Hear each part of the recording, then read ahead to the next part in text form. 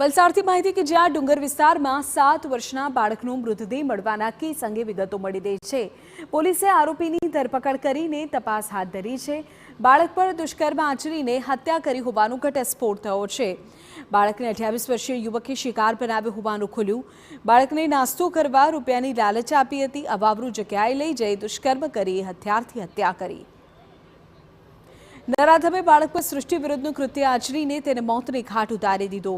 આરોપી માસૂમ બાળકને 10 રૂપિયાનું કુરકુરે લઈ આપવાની લાલચ આપીને ઝાડી ઝાંખરામાં લઈ ગયો।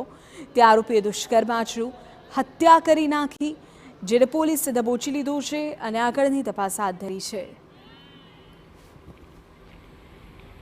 એ બાળક છે એને 10 રૂપિયા તને નાસ્તો કરવા આપીશ એમ લાલચ આપીને ચાલતો ચાલતો એની સાથે લઈ ગયો હતો અને ઝાડીઓમાં એને ઉંચકીને લઈ જઈને એની સાથે દુષ્કર્મ કરીને એની હત્યા નિપજાવી। આ વિસ્તાર ખૂબ જ ગીચ વિસ્તાર હતો અને આ ગીચ વિસ્તારમાં અલગ અલગ ઝાડી વિસ્તારમાં પોલીસની અને સ્થાનિક લોકોની મદદની સાથે સાથે ડ્રોનનો પણ સર્ચ કરવા માટે ઉપયોગ કરવામાં આવ્યો હતો।